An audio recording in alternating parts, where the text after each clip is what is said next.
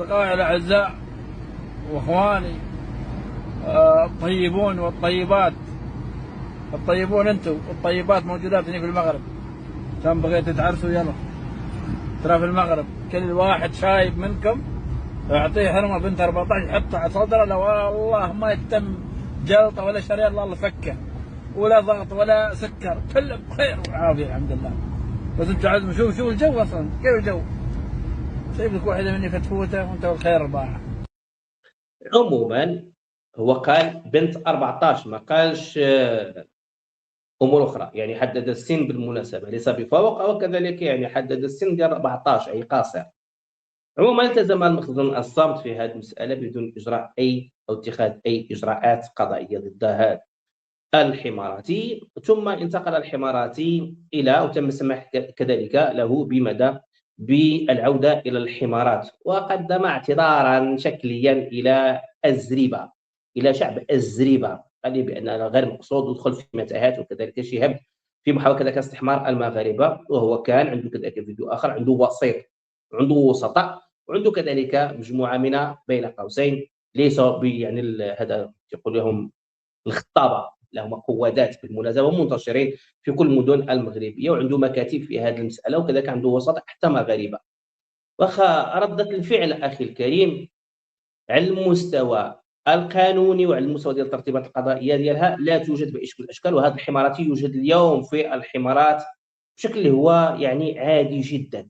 كيف سيتفاعل الابواق ديال المخزن مع بعد كذلك اللغط، وكذلك من بعد كذلك النقاش على هذا الحمارات وما يقوم به داخل المغرب من بيع للاجساد ديال القاصرات لفائده الخليجيين في اطار مدى الوساطه كما يدعي. اتردد بطبيعه الحال، راه شوفوا راه ولاد المخزن رجال في الاخلاق ديالهم، رجال قادرين يدافعوا بطبيعه الحال على مغربيه الصحراء، وقادرين كذلك بانهم يجيبوا الصحراء الشرقيه وكذلك سمتهم ليليه داخل مواقع التواصل الاجتماعي، وعندهم اخلاق عاليه واخلاق ديال تربيه الملوك. هذو من يدعون كذلك يحتمون ويدافعون على الملكيه، ويؤكدون على انه الملكيه هي النبض كذلك القلب النابض للاستمرار ديال الشعب المغربي، وبان الاخلاق ديال وكذلك الاخلاق والاصول ديال هذه الملكيه هي كذلك تعطي فخرا للمغاربه. نشوفوا الاخلاق ديالهم تفاعلا مع هذه الفضيحه، لان هذه الفضيحه ولات مدويه حقيقه ما بين شمال افريقيا الى حدود كذلك يعني الحمارات. وجر انت معك الجغرافيا اخي الكريم، نستمعوا لهذه القوات المغربي.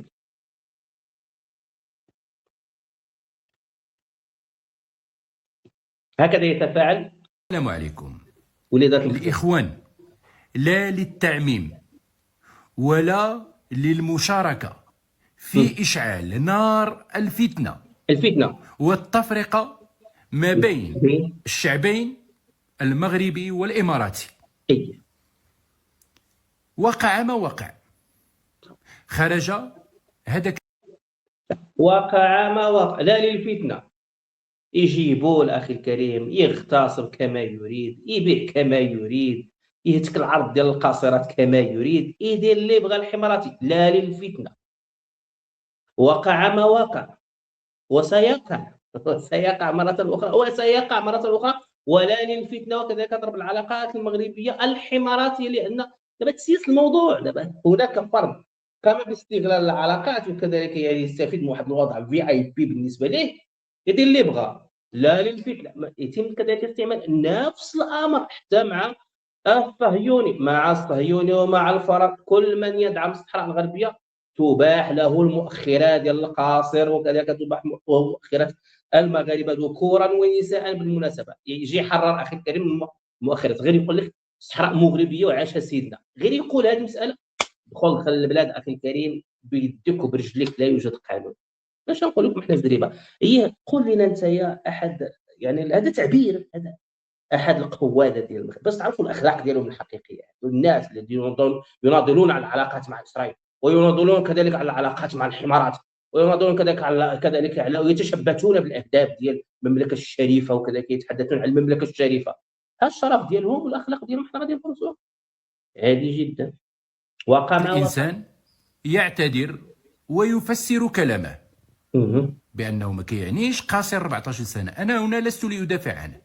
لا، هذيك الظاهره الاجتماعيه انت ما تدافعش عليه، انت تتقود ليه. وسمحوا لينا على هذه العباره اخوات، ولكن خاصنا حتى نحطوهم هاد الناس، هاد المجموعه اليوم اللي تتحول بانها مدعومه بالاموال ديال المخابرات، ومدعومه بالاموال ديال الامارات، ومدعومه باعلام قوي جدا.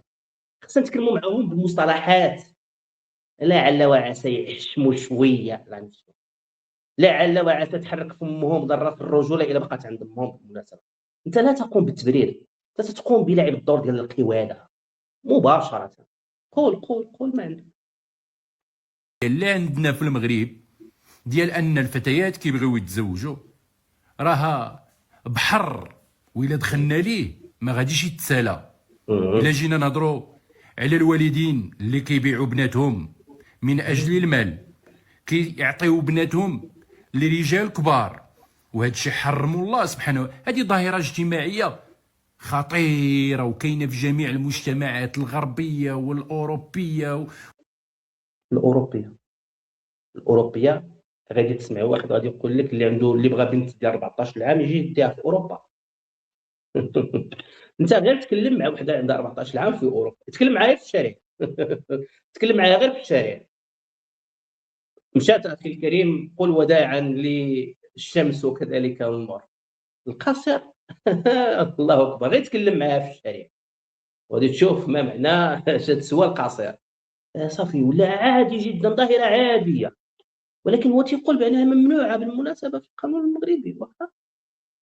عادي جدا، وبان المشكل كاين في الاسر ماشيش في الاجهزه الامنيه، ولا في كذلك التواطؤ ديال الاجهزه الامنيه، ولا كذلك يعني في السياسه الممنهجه ديال دعم وتغذيه السياحه الجنسيه بكل المستويات ديالها، وتغاضي المخزن على الاصدقاء ديالو على كل ما يقومون به من هنود وزيد عليهم باكستان، حتى ما شاء الله غادي يجيو الفرنسيين والاسبانيين النعماشي والامريكيين والصهاينه والسعوديين والقطريين والكويت. شحال قد هذا المخزن يهز اخي الكريم في اطار اي توقيع اي اتفاقيه الا وانها مرهونه باستغلال الجنسي. تتوقع اتفاقيه مع دوله تقول لك غير ندعم الحكم الذاتي، اجي طحان حرر اولا المؤخرات داخل المغرب. والمسلمه فين ما مشيتي كاينه، واش ما كاينش الطمع؟ وحنا كنعرفوا اي حاجه كتبنى على الطمع ما كتصدقش. المهم هذاك موضوع اخر. هذاك الانسان خرج كيطلب الاعتذار وكيقول لنا انا اسف، ويقولها ويعي جيدا ما يقول. حنا كنعاود نقول يجب المحاسبه ديال هذوك اللي كاينين عندنا في المغرب واللي كيتقاضوا الاموال باش يمشيو يقلبوا على الفتيات باش يجوجوهم. خصنا نحطوا يدينا على الحبوبه. يجب الانتقام من المغاربه ديريكت. يعني واحد يدير هذا الدواء يقول اجنبي، لا هذاك اعتذر. والمغربي خاص تحرم ممارسه، المغربي هو اللي خاصو يطبق عليه القانون، ولكن الاجنبي خليه اخي الكريم. هذاك يدير اللي بغى يديرو. حنا خاصنا نمشيو نقلبوا على الوسيط، ما نقلبوش على اللي قام بالفعل وكذا كيستغل تيتقاضى الاموال على القواده ديالو هذا الحماراتي. لا لا لا، خاصنا حنا نشوفوا الوسيط ديالو، القوات الاصغر داخل المغرب. حنا بغينا نخلطوهم بجوج اخي الكريم، حنا بغينا الكرامه للشعب المغربي ويخرجوا شويه من هذا الذل وهذه المهانه. لا، هناك تمييز. غادي تفهم علاش تيقول تيزكي الطرف الاخر وتيطحن خوه المغربي. هو هذا شنو يدير على مربط الفرس، ماشي نبقاو حنا غاديين. ياك بغيتو نعالجوا هذا المشكل خصو يتعالج من الجذر ديالو. خاص الضرب بيد من حديد. اوكي، هذاك السيد كيقول بان 14 سنه ما كيعنيش بها قصيره، بان القمر 14 اكتمال البدر، يعني انسانه تكون واجده ربما عندها 30 20. المهم سن قانوني وهيئه اللي كتسمح لها بالزواج. وحنا كنعرفوا بان المغرب عندنا الحمد لله ما كيسمحش بزواج القاصرات، ولا واقف على هذا الشيء لانه ما كاينش يا مرحميني واخا يكون شكون ما كان يجب قبول الاعتذار هو اتباع بالقاصرات، وهكا المغرب يضرب بعيد ويكون اي شخص ما كاينش شي واحد كل شيء تحت القانون. واخا هذاك الحمار اش كان تيدير؟ لماذا لم تتم المتابعه ديالو؟ اليوم خرجتي تدير ليه القواده، يعني تحاول بانك تبرر ليه وكذلك الدعم. ما فهمناش يعني حتى لهذا مسكين. شوف وليدات المخزن كيفاش مساكين، يعني واحلين غارقين. خاصهم ينقذوا العلاقات المغربيه الحماراتيه، وكذلك عدم ماذا، وكذلك تينقلوا رسائل خاصهم يبروا باي شكل من الاشكال. هي هذا المغرب يضرب حتى تكمل هادشي راه الواقع، ما كنقولش شي حاجه ما كايناش. للاسف الشديد هناك من يستغل هذا الفيديو لضربنا ولضرب عمق العلاقه اللي كتجمعنا ما بين اللي كتجمع ما بين دوله الامارات والدوله المملكه المغربيه الشريفه. ردوا البال، الله يرحم لكم الوالدين، راه الامارات والمغرب راه بغيتوا ولا كرهتوا بالتاريخ اخوه واشقاء، وبارك علينا من الفتنه وبارك علينا من الحماق. واش نضربوا مصالحنا؟ هذا الشيء خصو يكون مشخصا وليس عام. علاش حنا غادي نجمعوا كل شيء؟ الخوت راه عندنا نسايب، كاينين عيالات مغربيات مجوجات ووالدين ولاد وكيعيشوا كما المواطنات ولهم الحقوق. واش بغيتوا تضربوا العلاقات الاماراتيه المغربيه؟ نفس الامر كذلك مع العلاقات المغربيه الاسرائيليه، نفس الامر كذلك مع العلاقات المغربيه الاسبانيه، نفس الامر كذلك مع العلاقات المغربيه الفرنسيه. واش انتم كلشي تدخلوا في اطار العلاقات وكذلك قوه العلاقات والاستثمارات، يعني من اجل دعم، يعني واش بالضروره بان الدوله من اجل توقيع الاتفاقيات وكذلك يعني هل يلزمها؟ كاين شي بونت على سبيل المثال في اطار كذلك توقيع اتفاقيه اجتمع على سبيل المثال بن زايد مع الملك محمد السادس وتم تضمين مساله استغلال المؤخرات ديال المغربيات، سواء كانوا يعني بالغات او كانوا كذلك يعني في البيدوفيليا قاصرات. كاين شي حاجه تشير لهذه المساله؟ ما فهمتش واش كل اتفاقيه ما بين الرباط وما بين شي عاصمه اخرى تتضمن شرط الاستغلال الجنسي. قولوها لنا اذا كان هذا شرط ملزم للمغرب او ما كاين حتى شي اشكال. حنا بعد على الاقل غاديك الساعات نقولوا هي هذا دفاع على كذلك على المكتسبات ديال بوريطه المكتسبات كذلك ديال العلاقات وكذلك عدم الضبط في العلاقات لان تتضمن استغلال الجنسي. واش هذه اتفاقيات ديال الدول ولا اتفاقيات ديال القوات على سبيل المثال يقودها الملك محمد السادس مع بوريطه؟ لماذا يتم اقحام العلاقات ما بين الدول؟ لماذا الطرف الاخر دائما هو منيع؟ لماذا الطرف الاخر لا يمكن باشكال المساس به؟ ولماذا المواطن المغربي واخا هو تيكون عنده اتفاقيه حتى مع امريكا ولا مع فرنسا ولا مع اسبانيا يقوم بمخالفه القانون يتم تطبيق عليه القانون مباشره بدون اي رحمه؟ لان فعل هذاك فرض يا اخي الكريم ايها القوات. يعني غير حنا دابا ما فهمناش هذا الربط ما بين ما هو سياسي وما بين الفعل ديال كذلك تشويه الصوره ديال كذلك تشويه الصوره ديال المغربيات. حنا الى حدود ان نحاول الدفاع على ما تبقى من الشرف ديال المغربيات بالمناسبه عبر كذلك اطارات مثل هذه الملفات وتوجيه الاعلام هذا الحمير بالمناسبه كذلك الاجهزه الامنيه القضاء الى ضروره هما اللي عندهم الادوات ديال القمع، هما اللي تنفذوا القانون ماشي انا تنفذ القانون. انا انبه هناك ظاهره تتصاعد، هناك استغلال جنسي واضح وصريح من طرف المسؤولين الاسرائيليين وكذلك الحماراتيين عندهم تاريخ اخي الكريم سواء في قلب كذلك يعني في البلد ديالهم او كذلك داخل المغرب. واش هذا الشيء تتضمن العلاقات؟ واش انت ايها الكلب انت الا كنتي دويوتي وتقدر بان تعطيك عموما تقدر بانك تتاجر بالشرف ديال البنت ديالك وكذلك ديال الام ديالك، واش هذا هي طبيعه كل المغاربه على سبيل المثال؟ واش انا بالضروره خاصني نقدم انايا على سبيل المثال نقدم على سبيل المثال العائله ديالي او البنات من العائلات ديالي كدفعه من اجل كذلك ابراز النوايا الحسنه في اتجاه كذلك ودعم المشروع المغربي وكذلك تقويه ما يتعلق كذلك بالعلاقات وكذلك من اجل الوصول الى مدى الوصول كذلك الى النتائج الاستراتيجيه ديال اي اتفاقيه ديال التعاون مع شي دوله اخرى خاصها تمر عبر الشرف ديالي انا وخاصها تمر عبر كذلك يعني على المؤخرات ديال العائله ديالي على سبيل المثال. يعني واش نتوما حماق داخل المغرب؟ شكون اللي قرركم العلاقات الدوليه؟ ما نعرف نيمي بطبيعه الحال شكون اللي قرركم هذه العلاقات الدوليه بانها طبيعتها هي بهذا الشكل، التنازل حتى على الكرامه وتواطؤ من طرف الاجهزه. وخرجوا لنا هذا البوق هذا الديوتي هذا ديوتي مباشره تيحاول ينزه المدى الحماراتي ويحاول كذلك يوضع المساس به او التهجم عليه او المطالبه بالراس ديالو او المطالبه كذلك عموما بكذلك يعني بالتحقيق معه وكذلك عموما اجراءات قضائيه يخضع امام انظار وكذلك تقدم امام انظار القضاء بانها تواجهها في المقابل العلاقات الاماراتيه المغربيه. ولا سمعوك اخي الكريم اليوم سمعوكم انتم الحماراتيين اش غادي يديروا؟ كلهم غادي ينزلوا اخي الكريم، يديروا ما بغاو. يقول لك ايه ولا تضرب العلاقات، ولا ندير عليكم فيديو ونضرب لكم العلاقات ونقول قد تم التعامل معي بازدراء وكذلك. لهذه الدرجه وصلتوا انتم من العبوديه، من العبوديه.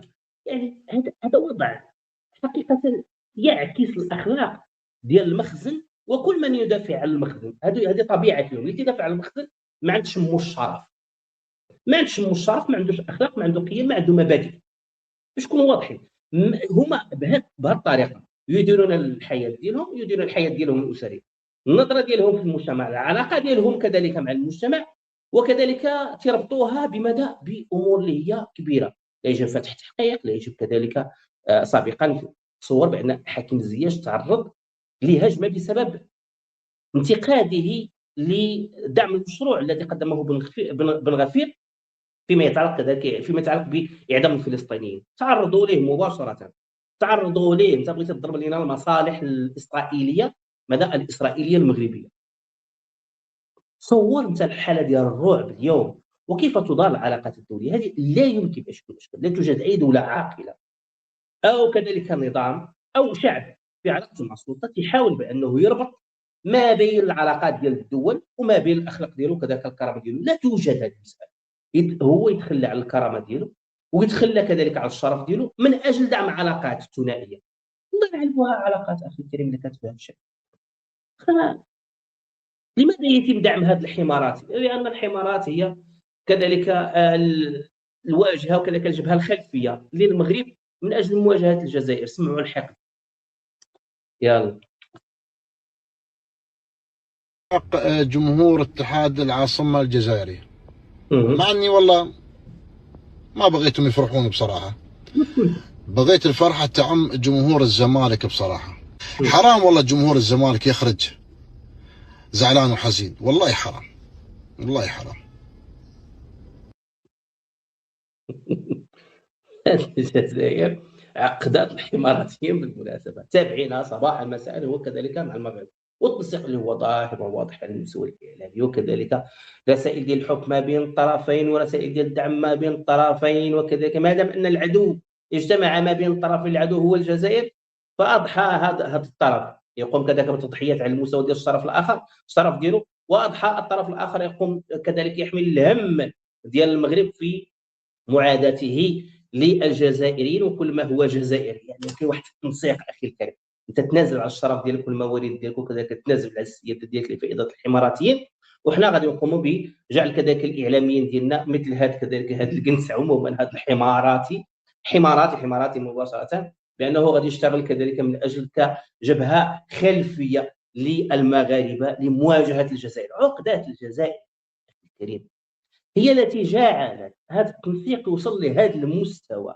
على المستوى ديال مواقع التواصل الاجتماعي، والتبريرات بهذا الشكل، والتنازلات تقدم من طرف المغرب وليس من طرف الاماراتيين بهذا الشكل، في محاوله كذلك الى ماذا؟ الى استماله او كذلك محاوله الحصول على رضا او استرضاء ما يتعلق بالحمارات، على الرغم من انهم طرف مهان اخي الكريم.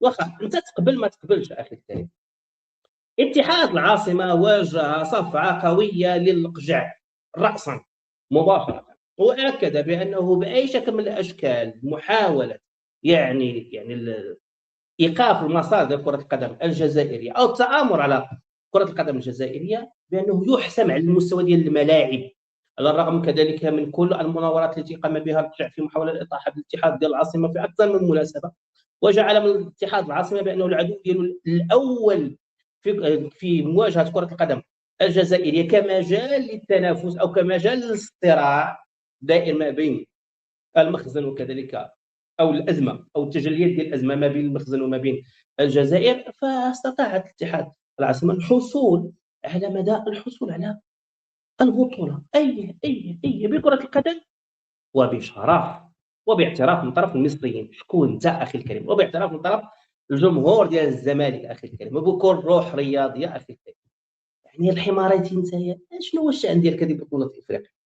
دفاعا عن المغرب، دفاعا نعم سيدي عن المغرب، وتضامنا مع المغرب، وكذلك تاكيدا على اننا نعادي الجزائريين، وباننا ماذا؟ باننا اي فرحه جزائريه الا وانها بالنسبه لنا بانها يعني مسار ديال ديال الاستفزاز وكذلك مسار ديال كذلك ديال الغضب، او كذلك يعني عموما عندها يعني غير مرفوضه.